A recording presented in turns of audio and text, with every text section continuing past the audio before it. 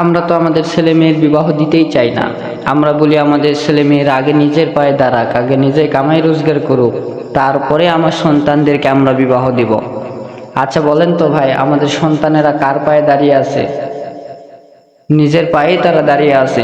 তারপর আমরা বলি যে আমাদের সন্তানরা আগে নিজের পায়ে দাঁড়িয়ে থাকুক, এরপরে আমরা বিবাহ দিব।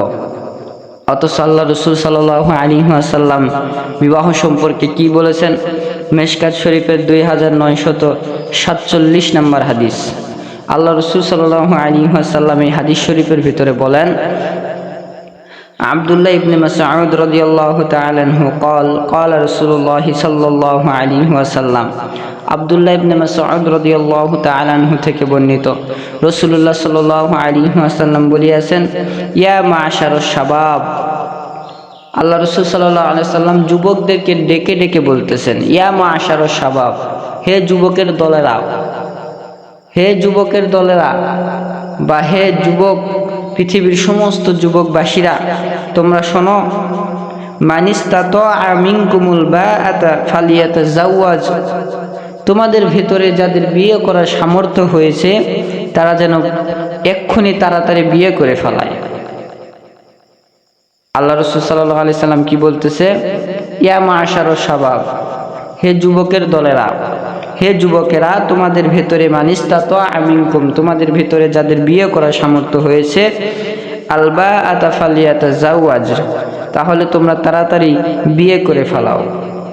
এরপরে আল্লাহ রাসূল সাল্লাল্লাহু আলাইহি সাল্লাম বলেন, ফা ইন্নাহু আগাদ্দু লিল বাসরি, কারণ বিয়ে করার মাধ্যমে আল্লাহ তাআলা চক্ষুকে শীতল করে দেয়, অর্থাৎ চোখের হেফাজত হয়। চোখের যত গুনাহ আছে এই সমস্ত গুনার হাত থেকে ওই যুবক ভাইটা বেঁচে থাকে। কারণ আল্লাহ রাসূল সাল্লাল্লাহু আলাইহি ওয়াসাল্লাম যেহেতু বলেছেন যে চক্ষু দ্বারা অনেক গুনাহ হয়। হাদিস শরীফের ভিতরে আসছে, আমাদের জিন্দেগির ভেতরে যত গুনাহ আছে অধিকাংশ গুনাহ আমাদের চক্ষুর দ্বারা হয়। চোখের দ্বারা আমরা বেশি গুনাহ করে থাকি। রাস্তাঘাটে যখন আমরা ছেলে মানুষেরা ঘোরাফেরা করি, তখন মেয়েরা রাস্তাঘাটে চলাফেরা করে, বাজারে চলাফেরা করে, এগুলো আমাদের চোখের ভেতরে পড়ে, আমাদের জিনার গুনাহ হয়। কারণ হাদিস শরীফের ভিতরে আসছে, শুধু অবৈধভাবে একটা মেয়ের সাথে মিলামিশা করলেই জিনার গুনাহ হয় না, চোখেরও জিনার গুনাহ আছে। চোখ দ্বারা আপনি একটা খারাপ জিনিসের দিকে তাকাবেন, একটা খারাপ মেয়ের দিকে তাকাবেন, বা একটা ভালো মেয়ের দিকে তাকিয়ে আপনি অন্তরের ভিতরে খারাপ ধারণা করবেন, আপনার চোখের জিনা হয়ে যাবে। এই চোখের জিনা বা চোখের গুনাহ থেকে বাঁচতে হলে আল্লাহ রাসূল সাল্লাল্লাহু আলাইহি সাল্লাম বিবাহ করতে বলেছেন। আল্লাহ রাসূল সাল্লাল্লাহু আলাইহি সাল্লাম বলেছেন, ফা ইন্নাহু আগাদ্দু লিল বাসরি, যে এই বিবাহ করাটা, এই বিবাহ করার মাধ্যমে আল্লাহ তাআলা তোমার চক্ষুর হেফাজত করে দিবে। ওয়া আহসানা লিল ফরজি, এরপর আল্লাহ রাসূল সাল্লাল্লাহু আলাইহি সাল্লাম বলেন, ওয়া আহসানা লিল ফরজি, তোমাদের লজ্জাস্থানের হেফাজত হয়ে যাবে। অন্য একটা হাদিস শরীফের ভিতরে আসছে, যদি কোনো ব্যক্তি দুইটা জিনিসের হেফাজত করতে পারে, ওই ব্যক্তি বিনা হিসাবে জান্নাতের ভিতরে চলে যাবে। আল্লাহ রসুল সাল্লাল্লাহু আলাইহি সাল্লাম তার জিম্মা নিয়ে নিবে যে রসুল সাল্লাল্লাহু আলাইহি সাল্লাম তাকে জান্নাতের ভিতরে প্রবেশ করে তারপরে রসুল সাল্লাল্লাহু আলাইহি সাল্লাম জান্নাতে ঢুকবে। সেই হাদিসটা হচ্ছে দুইটা জিনিসের হেফাজত, এক নম্বর জবানের হেফাজত, দুই নম্বর লজ্জাস্থানের হেফাজত। এই লজ্জাস্থানে হেফাজত করতে হবে। আরও অন্য হাদিস শরীফের ভিতরে আসছে, যে মেয়ে নিজের লজ্জাস্থানের হেফাজত করে, স্বামীর খেদমত করে, নামাজ রোজা হজ পালন করে, সেই নারী বিনা হিসাবে জান্নাতের ভেতরে যাবে, আর অন্য কোনো ইবাদতের প্রয়োজন নাই। এই জন্য লজ্জাস্থানের আমাদেরকে হেফাজত করতে হবে। আমরা অধিকাংশ লজ্জাস্থানের মাধ্যমেই গুনাহ করে থাকি, এই লজ্জাস্থানের মাধ্যমেই অধিকাংশ আমরা গুনাহ করে থাকি।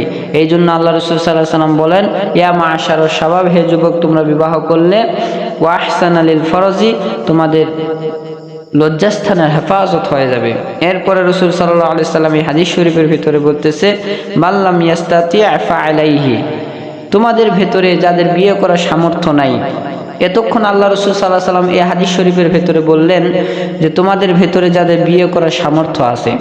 এখন আল্লাহ রাসূল সাল্লাল্লাহু আলাইহি সাল্লাম বলতেছেন, তোমাদের ভেতরে যাদের বিয়ে করার সামর্থ্য নাই তারা কি করবে?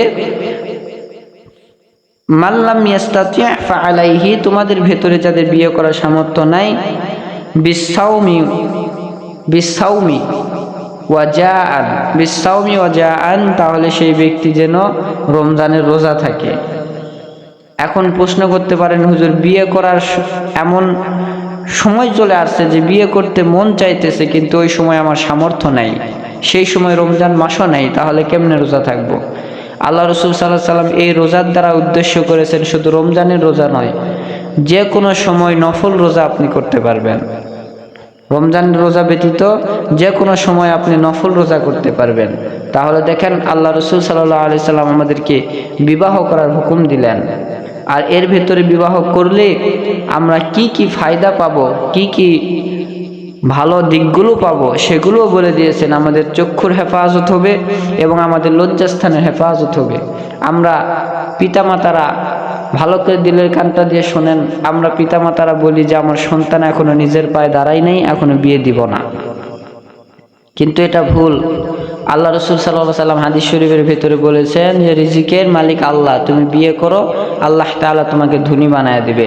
সাহাবীদেরকে আল্লাহ রসুল সাল্লাল্লাহু আলাইহি সাল্লাম ডাকলেন, ডাকার পরে বলতেছেন, সাহাবায়ে কেরাম তোমরা কি ধনী ব্যক্তি হইতে চাও? সমস্ত সাহাবায়ে কেরাম বললেন, ইয়া রাসূলুল্লাহ, অবশ্যই আমরা ধনী হইতে চাই। তখন আল্লাহ রসুল সাল্লাল্লাহু আলাইহি সাল্লাম বললেন, তোমাদের ভেতরে যারা অবিবাহিত আছো তারা তাড়াতাড়ি বিয়ে করে ফেলাও। বিয়ে করার মাধ্যমে ঈমান পরিপূর্ণ হয়, আল্লাহ তাআলার বরকত পরিপূর্ণ আসে। এই বরকত পরিপূর্ণ আসার কারণে ওই ব্যক্তি ধনী হয়ে যায়। এই কারণে সম্মানিত যুবক ভাইয়েরা, আমার বন্ধুগণ, আমরা তাড়াতাড়ি বিয়ে করার একটা পরিকল্পনা করব, বিয়ে করার আঞ্জাম করে নেব, ব্যবস্থা করে নেব যাদের সামর্থ্য আছে।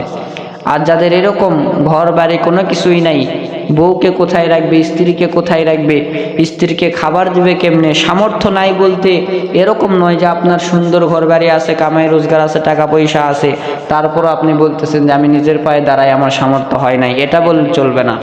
সামর্থ্য নাই বলতে বোঝানো হয়েছে ওই রকম ব্যক্তিরা যাদের বাড়ি ঘরও নাই থাকার মতো, কামাই রোজগারও করে না, সকালে খাইলে রাতের খাবার নাই, এরকম ব্যক্তিদের জন্য এখানে বলা হয়েছে যদি সামর্থ্য না থাকে তাহলে যেন রোজা থাকে, এরকম ব্যক্তির জন্য বলা হয়েছে। অথবা নিজের দেহের চাহিদা মেটানোর জন্য বা নিজের শরীরের কোনো একটা অঙ্গ প্রত্যঙ্গের অক্ষমতা রয়েছে, এরকম যদি কোনো যুবক হয় তাহলে সে যেন রমজানের রোজা থাকে, বিয়ে যেন না করে, এদের কথা বলা হয়েছে। কিন্তু আপনার সামর্থ্য থাকার পরেও আপনি বলবেন যে আমার সামর্থ্য নাই, আমি বিয়ে করব না, এটা কখনোই করা যাবে না। আল্লাহ রাসূল সাল্লাল্লাহু আলাইহি সাল্লাম বিয়ে করার হুকুম দিয়েছেন। এই হাদিস শরীফটা এই হুবহু একইভাবে বুখারী শরীফ এবং মুসলিম শরীফের ভিতরে বর্ণনা করা আছে।